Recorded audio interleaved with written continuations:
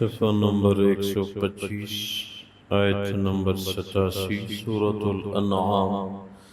اعوذ باللہ من الشیطان الرجیم، بسم اللہ الرحمن الرحیم۔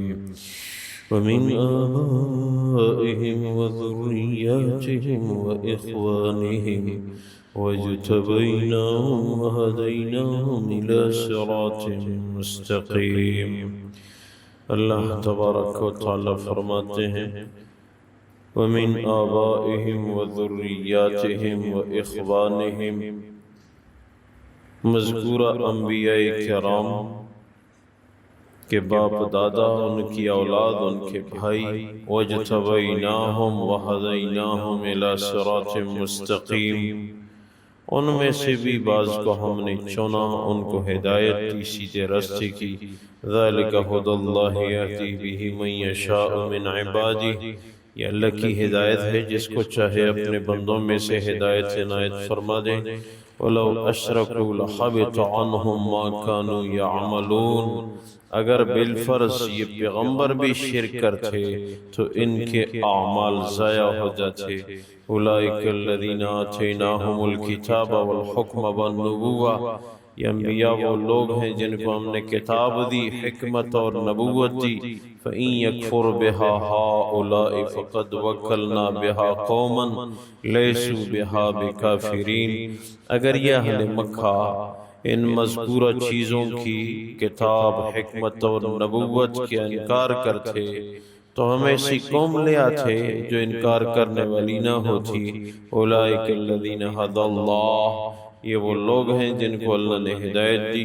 فبہداہ مقتدہ، ان انبیاء کرام کی ہدایت کی پیروی کر۔ قل لا اسألکم علیہ اجرا، آپ ارشاد فرما دیجئے ان لوگوں سے، اے نبی صلی اللہ علیہ وسلم، کہ میں آپ لوگوں سے کسی عوض کا سوال نہیں کرتا۔ ان هو الا ذکر للعالمین، یہ قرآن پورے جہان کے لیے نصیحت ہی ہے۔ اللہ تبارک و تعالی ان آیات مبارکہ میں انبیاء کرام کے رشتہ دار، اقربا، ان کی اولاد، ان کے باپ دادا، ان کے بھائی، ان کا تذکرہ فرماتے ہیں کہ ان میں سے بھی بہت ساروں کو اللہ نے چنا اور سیدھے راستے کی ہدایت دی۔ ہدایت اللہ کے ہاتھ میں ہے، اور ساتھ ارشاد فرمائے کہ اگر بالفرض انبیاء بھی شرک کا ارتکاب کرتے تو پھر اللہ ان کے اعمال کو بھی ضائع کر دیتے۔ اللہ کسی کے محتاج نہیں ہے۔ اللہ تبارک و تعالیٰ نے انبیاء کرام کو کتاب، حکمت اور نبوت دی، قرآن عنایت فرمایا۔ اللہ نے انبیاء کو حکمت دی اور نبوت کے ساتھ حکمت بھی ایک بہت بڑی دولت ہے، اور حکمت یہ ایک بہترین پہلو ہے زندگی کا، جس کو اپنانا خوشگوار زندگی کے لیے بہت ضروری ہے۔ ایک روایت میں ہے کہ علی رضی اللہ تعالیٰ عنہ نے ایک دن عرض کیا، فاطمہ رضی اللہ تعالیٰ عنہ بھی ساتھ تھیں، علی رضی اللہ تعالیٰ عنہ اور اللہ کے رسول تینوں بیٹھے ہوئے تھے۔ علی رضی اللہ تعالیٰ عنہ نے عجیب سوال کیا، یا رسول اللہ صلی اللہ علیہ وسلم، آپ کی بیٹی فاطمہ اور آپ کا داماد علی، ان دونوں میں آپ کو کون زیادہ محبوب ہے؟ عجیب سوال کیا، اور خود بھی سامنے ہے، اللہ کے رسول کی بیٹی بھی موجود ہے، موجود نہ ہوتی تو پھر تو ایک بات تھی، تینوں بیٹھے اور یہ سوال کیا۔ لیکن اللہ کے رسول بھی تو حکمت سے بھری ہوئی ہستی تھی، ارشاد فرمایا اے علی، فاطمہ مجھے آپ سے زیادہ محبوب ہے اور آپ مجھے فاطمہ سے زیادہ عزیز ہیں۔ کیا عجیب جواب عنایت فرمایا، دونوں کی ترجیح ذکر ہوئی۔ فاطمہ مجھے آپ سے زیادہ محبوب ہے اور آپ مجھے فاطمہ سے زیادہ عزیز ہیں۔ بڑا پر حکمت جملہ ارشاد فرمایا، دونوں خوش ہو گئے۔ یہ حکیمانہ جملہ تھا، ایک کو ترجیح دیتے تو دوسرے کا دل دکھتا، دونوں کو ایسا مقام دیا کہ دونوں خوش ہو گئے۔ یہ حکمت ہے۔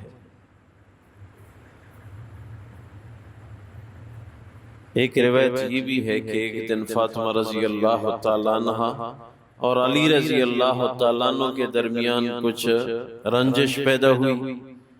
فاطمہ رضی اللہ تعالیٰ عنہ نکل گئی، میں اپنے ابا جان کو جا کے شکایت کروں گی، چل پڑی، نکل گئی۔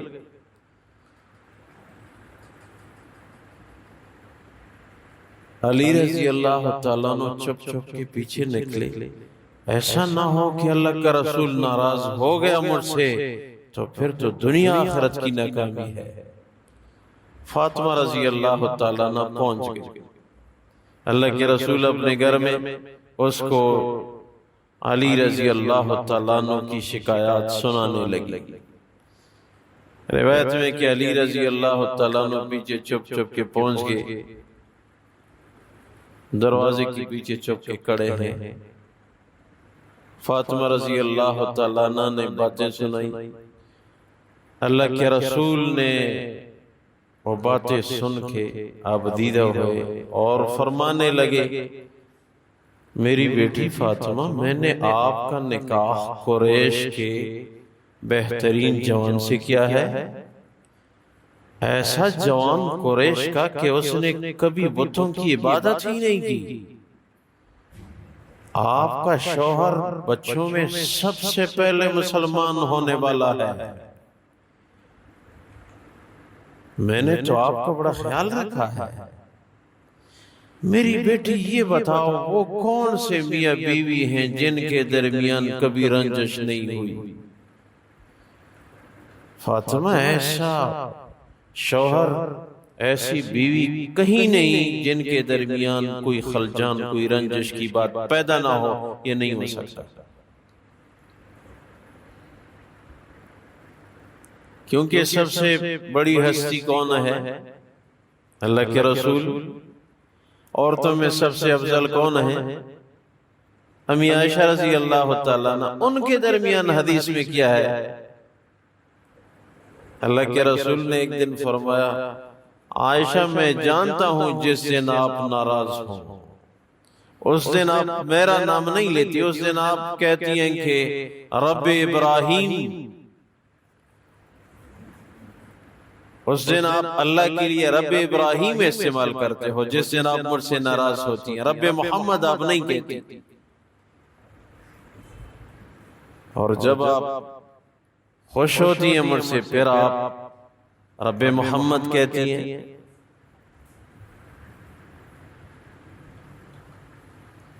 تو اس حدیث سے معلوم ہوا کہ رنجش ہوتی رہتی تھی، مگر اس کو ختم کرنا یہ عقل مند میاں بیوی کی عادت ہے، جلد از جلد رنجش ختم ہو۔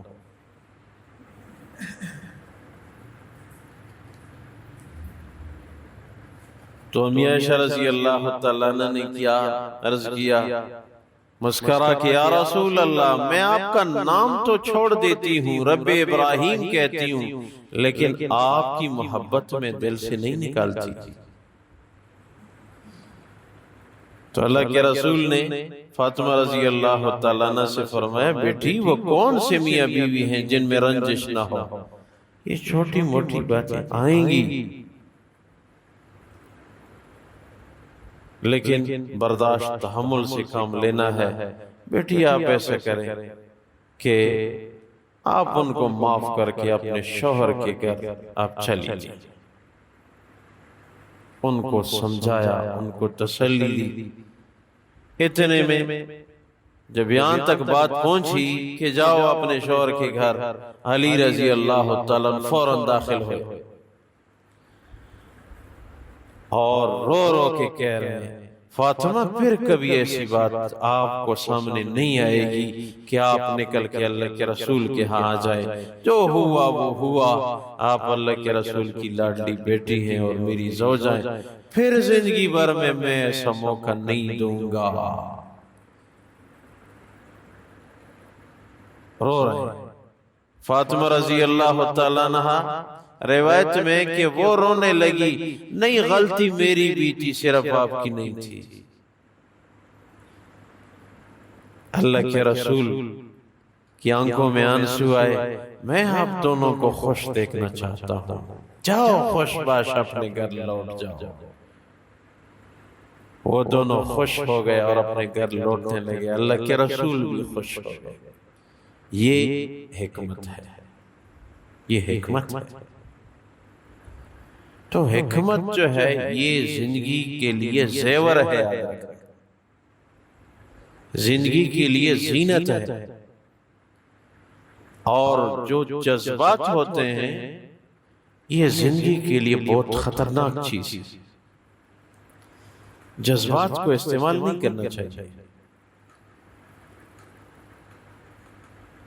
محدثین لکھتے ہیں کہ جب غصہ آپ کو آ جائے تو کبھی بھی فوراً غصہ استعمال نہ کرنا، وہ غصہ دبا کے سنبھال کے رکھ دو۔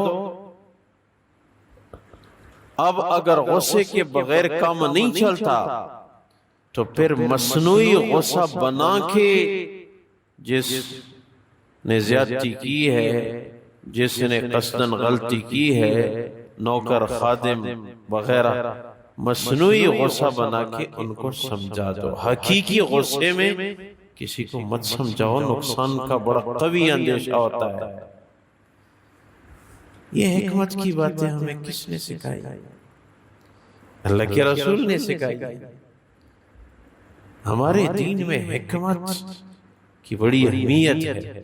دیکھو قرآن دیا انبیاء کو، ہمارے نبی کو قرآن دے کر انبیاء کو کتابیں، صحیفے، آسمانی کتاب، نبوت، اور ان کے ساتھ متصل تیسری چیز قرآن نے کون سی ذکر فرمائی؟ حکمت۔ حکمت کے بغیر شریعت کو بھی استعمال کرو گے تو نقصان کا خطرہ ہے۔ ساتھیوں سے عرض کرتا رہتا ہوں، ہمارے ایک بڑے دینی تعلق کے ساتھی ہیں، وہ 12 ربیع الاول کا دن تھا، میں مدرسے میں تھا، مجھے کال کی، مجھے کہنے لگے کہ میں نے بہت بڑی دیگ وہ بریانی کی بنوا کے اپنے گھر لے جا رہا تھا کہ ہمارے گھر کے ساتھ مسجد ہے، ہمارا امام ہے مفتی صاحب، وہ نکل آیا۔ اس نے کہا یہ کیا ہے؟ میں نے کہا یہ 12 ربیع الاول ہے، تو میں نے دیکھ وہ پکائی ہے اور لوگوں کو کھلا رہا ہوں۔ تو وہ مفتی صاحب مجھے غصے اور کہنے لگا کہ آپ بدعات کر رہے ہیں اور یہ آپ ممنوع ہیں، آپ ابوبکر صدیق سے بڑھ کے آپ کو محبت ہے اللہ کے رسول سے۔ اس نے کبھی دیکھ پکائی تھی 12 ربیع الاول کو؟ کبھی عمر فاروق نے ایسے کیا تھا، کبھی عثمان بن عفان کتنا بڑا سخی، کبھی اس نے 12 ربیع الاول کو دیکھ کی کوئی روایت ہے؟ دعوت کی کوئی روایت ہے؟ غلط کر رہے ہو، بدعات کرتے ہو۔ بندہ سمجھدار تھا، اس نے کہا میں بس خاموش، بس مسجد کے سامنے سے گزر کے دیکھ اپنے گھر میں پہنچا تھا۔ اب مجھے کال کی کہ آپ سے یہ پوچھنا چاہتا ہوں کہ یہ مفتی صاحب نے جو مجھے کہا ہے کہ ایسے ویسے جو باتیں کی ہیں، تو یہ کام کیسا ہے؟ تو میں نے ان سے عرض کیا کہ مفتی صاحب کی بات ٹھیک ہے لیکن ان کا سمجھانا حکمت سے خالی ہے۔ بات ٹھیک، سمجھانے کا طریقہ غلط۔ بات اس کی بالکل ٹھیک، لیکن سمجھانے کا طریقہ ان کا پر حکمت نہیں ہے، سمجھانے کا طریقہ غلط ہے۔ تو وہ عام آدمی تھا، لیکن اس کا جملہ مجھے یاد ہے اور مجھے بڑا پسند ہے۔ مجھے کہنے لگا اچھا بس میں سمجھ گیا کہ 500 گرام علم استعمال کرنے کے لیے 1000 گرام حکمت کی بھی ساتھ ضرورت ہے۔ یہ جملہ اس کا بھی مجھے یاد ہے کہ ہاں بس میں سمجھ گیا کہ 500 گرام علم استعمال کرنے کے لیے 1000 گرام حکمت کی بھی ساتھ ضرورت ہے۔ صرف علمی بات سے لگانا یہ کوئی آسان کام نہیں ہے، یہ حکمت ہے۔ اپنی زندگی میں حکمت اختیار کرو، آپ کو پریشانی نہیں ہوگی۔ جذبات استعمال کرو گے، بعد میں آپ کو ندامت ہوگی، رو گے یہ میں نے غلط کیا۔ حکمت استعمال کرو گے، بعد میں بڑے خوش باش رہو گے، بہت اچھا کیا میں نے۔ یہ ہمارے دین کا طریقہ ہے، ہمارے نبی کی زندگی سے حکمت ہر لمحے ٹپکتی ہے۔ اللہ تبارک و تعالی فرماتے ہیں وَمِنْ آبَائِهِمْ وَذُرِّيَّاتِهِمْ وَإِخْوَانِهِمْ وَاجْتَبَيْنَاهُمْ وَهَدَيْنَاهُمْ إِلَى صِرَاطٍ مُسْتَقِيمٍ۔ انبیاء کرام کے باپ دادا، ان کی اولاد، ان کے بھائی، ان میں سے بھی بعض کو ہم نے چنا، ان کو سیدھے راستے کی ہدایت دی۔ ذَلِكَ هُدَى اللَّهِ يَهْدِي بِهِ مَن يَشَاءُ مِنْ عِبَادِهِ، یہ اللہ کی ہدایت ہے، جس کو چاہے اپنے بندوں میں ہدایت عنایت فرما دے۔ وَلَوْ أَشْرَكُوا لَحَبِطَ عَنْهُمْ مَا كَانُوا يَعْمَلُونَ، اللہ فرماتے ہیں اگر بالفرض انبیاء بھی شرک کرتے ان کے عمل بھی ضائع ہو جاتے۔ اولئک الذین آتیناہم الکتاب والحکم والنبوہ، انبیاء وہ لوگ تھے جن کو ہم نے کتاب دی، حکمت اور نبوت دی۔ فَإِن يَكْفُرْ بِهَا هَؤُلَاءِ فَقَدْ وَكَّلْنَا بِهَا قَوْمًا لَيْسُوا بِهَا بِكَافِرِينَ، اگر اہل مکہ ان مذکورہ چیزوں سے، کتاب، حکمت اور نبوت سے انکار کرے تو ہم ایسی قوم لے آئیں گے جو ان سے انکار کرنے والی نہیں ہوگی۔ اولئک الذین ھدی اللہ فبہداہ مقتدہ، یہ انبیاء کرام، ان کی ہدایت دراصل قابل تقلید ہے، ان کی پیروی کی جائے۔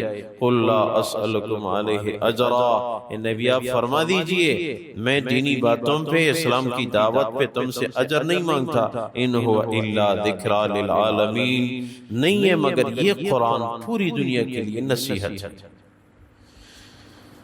اللہ اپنی بارگاہ میں قبول فرمائے۔ اے اللہ ہمیں حکمت استعمال کرنے کی توفیق نصیب فرما، برکتوں کا نزول فرما، ہم سب کو اپنا بنا۔ اے اللہ ہم آپ کے ہیں، ہم نے اپنا مقام نہیں سمجھا۔ اے اللہ برکتوں کا نزول فرما۔ دنیا کی زندگی سفر ہے اللہ، اس کے اختتام ضرور ہے، کب ختم ہوگی آپ کو علم ہے، اللہ ہمیں تو علم نہیں۔ باقی زندگی عاجزی میں، عبادت میں، آپ کی دین کی خدمت میں اے اللہ بسر کرنے کی توفیق نصیب فرما۔ ہر مسلمان کی جائز حاجات پوری فرما، آخری خاتمہ بالخیر عنایت فرما۔ وفوض امری الی اللہ ان اللہ بصیر بالعباد برحمتک و کرمک یا ارحم الراحمین۔